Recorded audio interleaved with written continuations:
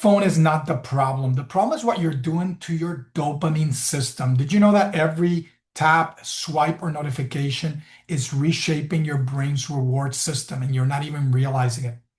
It's no wonder that cellular devices are the most addicting thing in the world, and they're draining your precious energy on a day-to-day basis. And today I'm going to show you how you can take back control of your attention, of your motivation, and your drive. Hi, I'm Dr. Brian Ramos, Yale-trained neuroscientist. And if you like this video and find value, please give it a like, share it with somebody else that you think may benefit, and give us a follow. It helps us to reach more people. We just started this channel recently. All right, so let me share something real quick here. And of course, if you want to wait to see if you get value from the video, by all means, just wait until the end. And then if you like the video, just give it the like and share it. It really helps us to this video to get farther. All right. So we want to learn how to reclaim our mind from screens. This is a habit that we need in the digital age. It's a sort of dopamine attention reset. The analogy that I often use is of holding a weight. If you hold a weight and you hold a weight and you hold a weight, eventually your muscle fatigues. We live like that, where our brain is just going from one thing to another, doing, and more doing and more doing, and eventually we start to burn out and break down. We don't give our brain time for this reset. But wait, I think I'll just keep going forward. There we go. So I want you to remember, every time that you swipe and you're changing your view, you're creating a digital habit. And this digital habit is not something neutral. Every swipe is a reward reinforcing loop. And it's leading to little micro dopamine spikes. It's teaching your brain to crave these little spikes, almost like little boosts in a drug. And over time, what is that going to do? It's rewiring your attention circuits. Remember, your attention needs dopamine. It needs other neurochemicals as well, but it needs dopamine. And it needs dopamine in the right amounts. And if I train it for these little bursts, I'm not allowing my brain to learn how to get into this deep focus state where I consume less energy, I'm more synchronous, I'm more productive, I have longevity, health, calmness, blah, blah, blah. All the things that we really want, but we often don't promote. We promote a distracted brain that becomes our natural state, and focusing becomes much harder. Therefore, attention deficit, which is a product of technology, it has conditioned us into this attention deficit state. And oftentimes people don't talk about this. And unless you create that focus and that power and that state of flow, it's very hard for me to get in it. So we have an attention crisis, which is really a nervous system crisis due to digital devices. We're overstimulated, which leads to fragmented focus, attention deficit. Fragmented focus will lead to chronic stress, to burnout. We think we can multitask, and we're just diluting ourselves even more. Your nervous system really can't regulate itself when your attention is constantly being hijacked. And that's why developing the right habits is critical in the digital age. Having habits that reinforce focus and clarity and calmness is critical more than ever before. We want to value our attention, as I talked about in the previous video to this one, so that I can have a nervous system that is much more efficient and effective and is not being hijacked in a sense. So there's a tech dopamine loop occurring here. The device is leading to a dopamine spike. This is changing my nervous system, and I keep reinforcing this loop over and over again through my nervous system, through the device, and through the neurochemistry. These rapid dopamine spikes are going to trigger me looking constantly for novelty, new things, more distractions. Micro rewards that are just going to keep you hooked in a sense for what? More micro rewards, more dopamine spikes, and it's training your brain to seek stimulation, not depth. And that's why people give up easily. They cannot push through Certain difficult tasks, they get bored, they get restless because of this loop. They have trained their nervous system to fail, in a sense, to give up. So your brain is going to learn exactly what you're practicing. You want to train it towards distraction? Then you can. You want to train it to become focused and present? You also can, because attention is neuroplastic, is a product of a neuroplastic brain. So constant input is going to lead to this low-grade stress. Stress, remember, has chemistry that is associated with certain feel-good states as well. So in short bouts, stress can feel fulfilling. But as I keep stimulating myself chronically without regular intervals of breaks, of mindfulness, breathing, movement, and other things, it's going to make my focus more narrow, leading to attention deficit.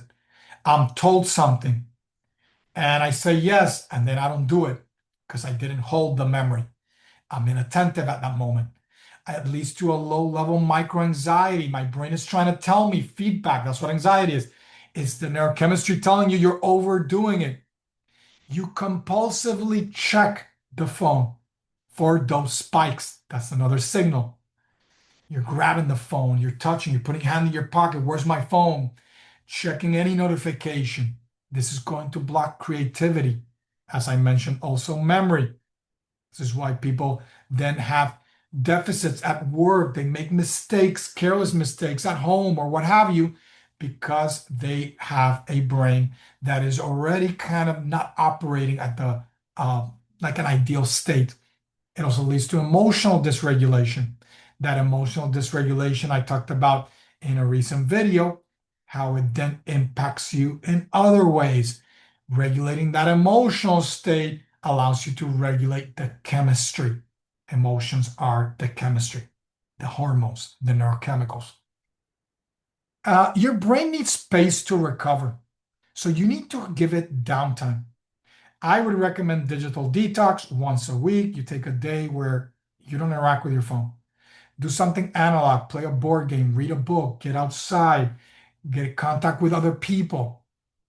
And you can do this daily as well. Little micro practices sprinkled throughout the day, 5 minutes for every 30-minute block. So 25 and 5, 50 and 10, 115 and 15 of focus work with relaxation, mindfulness, breathing, etc. I would never go longer than 90 minutes if you can help it. Don't do it regularly. This downtime is going to allow your neurochemistry to be restored. Dopamine can go back to a baseline. Your prefrontal cortex, that area behind your frontal lobe, can get control back over those impulsive, emotional, instinctual areas of your brain. You get emotional regulation. You start to calm yourself back. You start to recharge, refocus. This is not optional. This is something that you need for biological maintenance to optimize both sides of your hemisphere, the side that allows you to get stuff done and the side that allows to bring you back, to harness everything, the energy back. It's a reset principle. Mindful tech use leads to nervous system leadership. Your nervous system will lead everything else. It's the core. It's the top, at the top, regulating everything. The goal isn't no tech. You're not going to survive in the digital age without tech. You need to use tech intentionally, using your brain instead of letting your devices use it. The brain rules, not the device. So, digital fasting protocol, 2-hour tech-free window. Choose the same time daily. So you're going to be working throughout the day, and let's say day ends, let's say you have a 9 to 5 job, day ends, you go to the gym, maybe focus on just the gym, work out, drive home, make a nice meal, again, being present and mindful. Then maybe go back to the device after you've worked out, you ate, you showered, and you do some device or you're watching something. And then remember, a period of 30 to 60 minutes before bed, no device again. You can do this weekly as well. Maybe do a daily ritual where once a week you do tech free. You kind of are away from that. It may be easier to do 2 hour tech free window during the weekends as well, when you're not having to use the device. But if you can, at least try to do the hour before bed tech free. That's going to help you to sleep better. And it's really going to allow you to recharge overnight. Getting better sleep rituals is important, which I talk about in other videos and in my sleep master classes in Zen Brain Academy. Choose the same time if you can. No phone, no apps, no screens. No screens includes any type of other screen. Do something else. Read a book, practice mindfulness, yoga, get outside, go out, get a nice meal with somebody, get that eye contact, that human contact, get some light movement in, so on and so forth. This is going to reset your dopamine and attention circuits, which involve also things other than dopamine, like norepinephrine.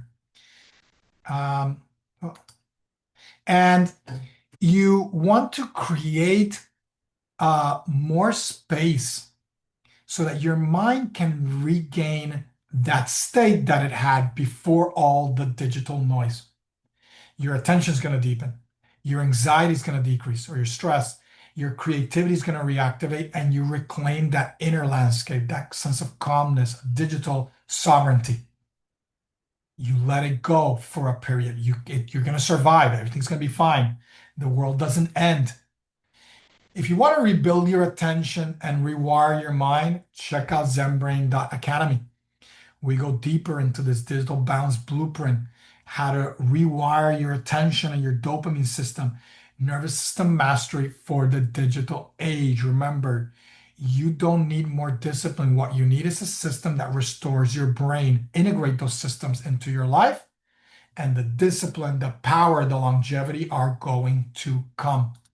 Again, if you enjoyed this video, please share it with somebody else and drop a like, and please give us a follow. It helps to reach more people. Again, I'm Dr. Brian Ramos. Hope you have a beautiful week. I'll see you next week. Take care. Stay zen.